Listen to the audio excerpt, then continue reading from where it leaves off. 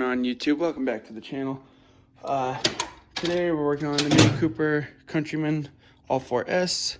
It's a 2011, and I'm going to do the brake light. I actually already did it. I made 2 videos, and I guess I'm just going to show you the easiest way to put it back in, because I was having a hard time putting it back in. So I'm going to pop that out.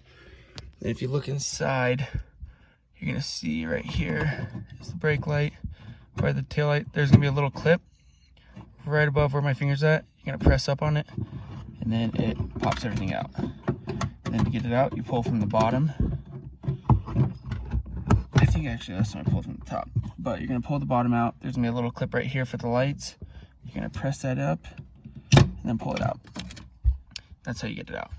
So when you want to switch a bulb, you take it, turn it, pull it out, put a new one in, take it, put it back in, turn it. And then to put it back in, really easy, really simple. Like I said, since you already unplugged this with the little clip that's at the bottom, you can go in first with the top, and then look in, kind of line everything up.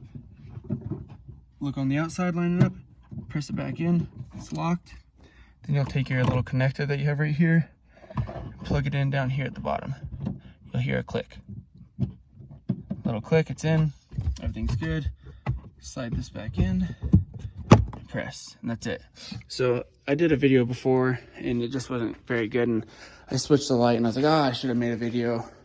So but like I said, it was a little bit more difficult to put back in, and I figured I'd show you how to unplug the wires to put them back in to make it easy. But yeah, that's how you do it. So super simple, super easy video, really cheap. I know the dealership will charge someone like $20 for the light, and then it's another, you know, 15 to 20 for an install, which is ridiculous. So AutoZone, they had a 2-pack for $4.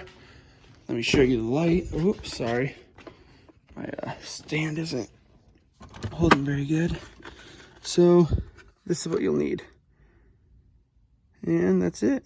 So hope you found this video helpful. If you have any questions, comments, concerns, leave them at the bottom. And if, like I said, if you found it helpful, like, subscribe, and have a good day. Thank you.